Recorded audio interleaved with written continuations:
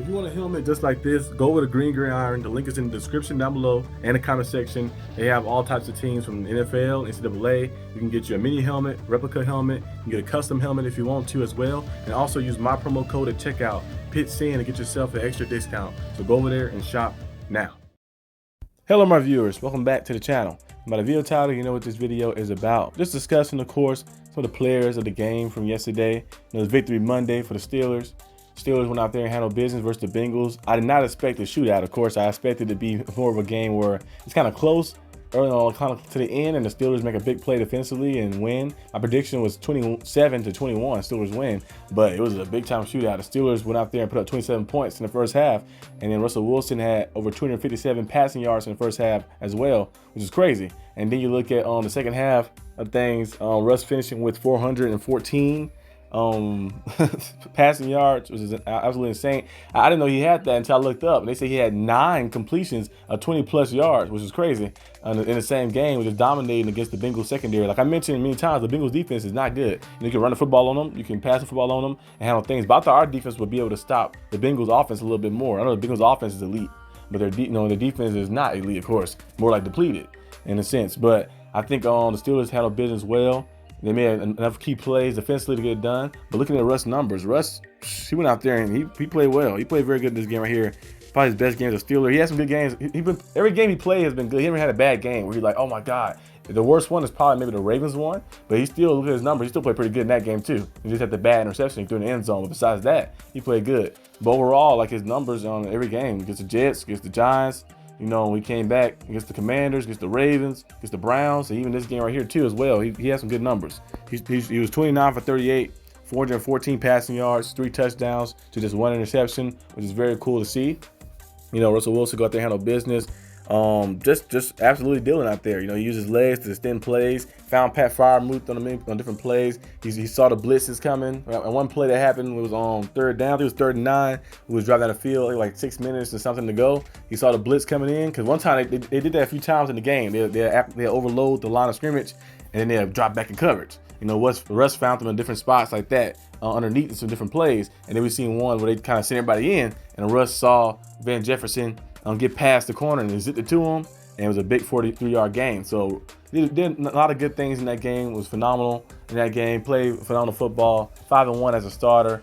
Both quarterbacks did good. You know, Justin Fields started off 4-2 as a starter, and then Russell Wilson 5-1 as a starter now with the Steelers, playing very good football and stuff. And I only have a little article going around asking about the Steelers should be patient about their quarterback suggestions, like in the future. They're going to be patient, like making a decision about it. In my opinion, just bring both guys back. Now, if Justin Fields looking to say, I want to go right now and start somewhere else, that's a different story. And he probably go somewhere else and sign somewhere else. But if he's willing to say, you know what, I sit one more year. I sit one more year and learn from a future Hall of Famer and Russell Wilson, who's I think 36. He probably turned 37 next year. So sit behind him one more season and learn from him. And then I think Fields is only a little bit older than me, like 25, I think, like 2 years older, 3 years older. So he ain't that old really. So he's like 25, I think. So he just sit down for another year, maybe, you know, learn from Russ, and then take the reins over, and then the team be his for the next however long, like that. He go out there and ball out and stuff. I think he has potential to do so too. He looked phenomenal. He only had 1 turnover in those games. He started, so hey, that'd be cool to see. But Russ been balling, been dealing. I mean, you have a quarterback who's a Hall of Famer, who's been to the Super Bowl twice, who know what it feels like to win a Super Bowl, who know what it feels like to lose a Super Bowl as well, and who know what it feels like to be in contention a lot of times. But a head coach who's done the same thing as well, won a Super Bowl, lost a Super Bowl, and been in contention many times too. Of course, no, not in recent years, but still overall in his career, it's good because he had that experience. They can and it's kind of different too. When you had an elite caliber defense and you can run the football with a guy, a veteran presence playing like this. Remember, we had Big Ben, but Big Ben wasn't playing at the level Russell Wilson is playing right now. When Big Ben was kind of at the end of his career, in a sense, you know, he was immobile. That arm injury kind of messed him up. If that arm injury never happened, he probably would still be. He might be still a quarterback. You never know. At 40 something years old, because he had the juice. We've seen it the last bit of his years, like the last year and the year before last. We've seen it a little bit too, but you can tell that arm injury, that elbow injury that happened where he ripped the ligament in his elbow, that kind of messed him up. That was his throwing arm too, so that messed him up. Like with his throwing motion, it was a little different in the power in his arm, like that. But Russell Wilson, stay healthy, keep doing his thing. He's gonna be very good and continue to do some great things with the Steelers. The next person I want to talk about, of course, is Najee Harris. Yeah, I want to discuss Najee Harris. Najee did a good job. He was kind of the spark early on. Remember, the game was a little close. Russ was finding him many spots. He was sitting there right there, stay consistent in the quarterback vision. And Russ found him a few times in the middle, got the first down, got some more first downs. He was running very hard and tough. He had 16 carries for 75 yards, 4.7 yards, I think a carry, and then also with a touchdown as well. And he also caught 6 for 54 yards.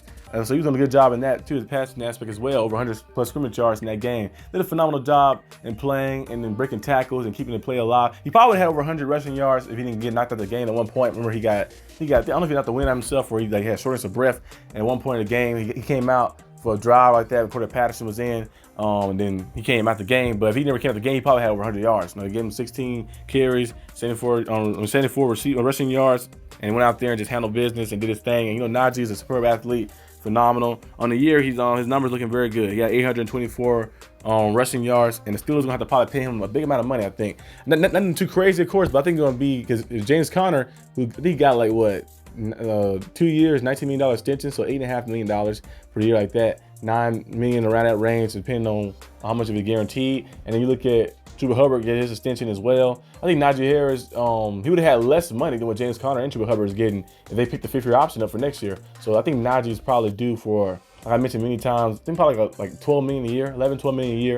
It's probably gonna be his best year since his rookie season. He's on pace to be close to that in yardage with less attempts as well, and probably more yards per attempt. So he's on pace for that. To have one of his best years in a while too. So I think Najee is probably gonna be around that range. He'll probably do an extension, maybe a 3-year extension, 30 million or something like that, 34 million, 40 million, something like that, where you pay him 12 million a year, like that, maybe 36 million, you pay him 12 million a year, maybe 20 million guaranteed. Nothing too crazy. It was kind of like player friendly and team friendly like that. You paying him for what he was done. He's been very consistent. The only Steeler player or Steeler running back to ever start his career off with 3 straight 1,000-yard seasons. Now about to be 4 straight. If he stays healthy, continue what he's doing, he's only 200 and something yards away, or like 180 something yards away. Yeah, from getting that 186 yards away. So if he get that done, he's gonna have 1,000-yard season again, with 4 straight 1,000-yard seasons. He got over 5,000 plus scrimmage yards in his career already.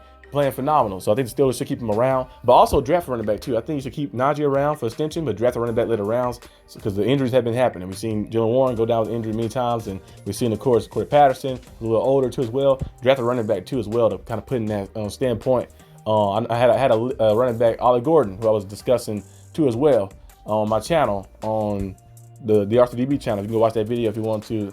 I do like a little in-season draft stuff. Yeah, that's probably a running back we should be able to draft too as well to add to the repertoire of our running backs, the depth. But you got to keep Najee around. He played good yesterday, and that's why he's one of the players of the week, in my opinion, as well. And last but not least, of course, on this video right here, I know I've been rambling a little bit about some previous stuff and other things too as well, and I just put everything in there. I have a video probably coming out later today too as well, doing the AFC North race after the Browns game versus the Broncos to see where everything stands out.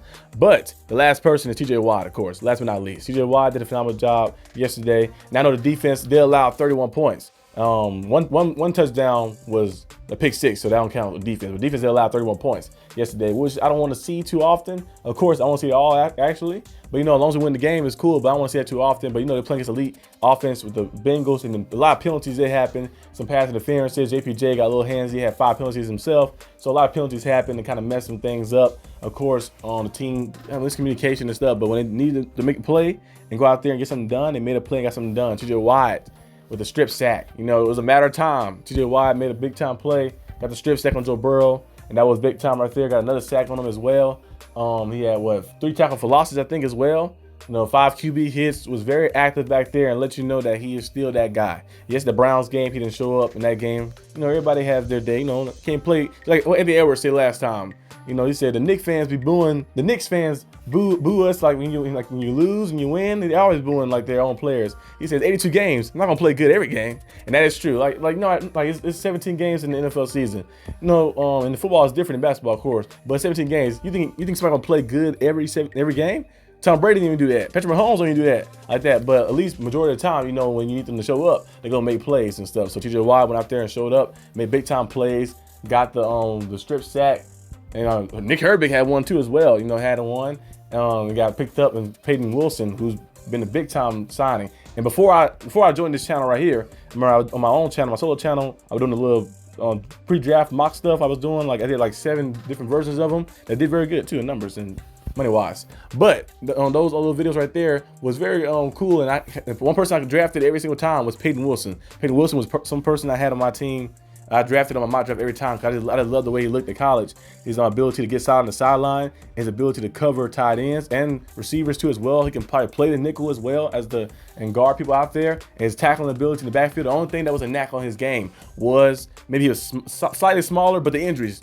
The injuries, the most thing that's on knack on his game. The injuries. He had a lot of injuries in college. His knees. He ain't got no knees basically. He ain't got no ACLs. His ACLs were teared in college many times, and he had the back injury and knee injuries, all type of things that happen. So that's the only concern that was with him really. So I thought he'd probably go a second, third round, but he fell down to us in the 4th round. I was like, oh, this is like a blessing like that. So got Peyton Wilson and add him to the team, and now you got a lot of guys out there dominating. But TJ Watt is a focal point. This is the guy who's the main focal point of the team. We need him to win a playoff game. We need him to win a Super Bowl, and we can get that done. The Steelers can make a run for it and do it this year. I'm not saying, like I mentioned, we Super Bowl caliber team. We're Super Bowl contender, of course. But I ain't saying we're going to the Super Bowl just yet. I'm not saying that just yet. But I'm already ready to say we're the Super Bowl caliber team. I said it a few weeks ago.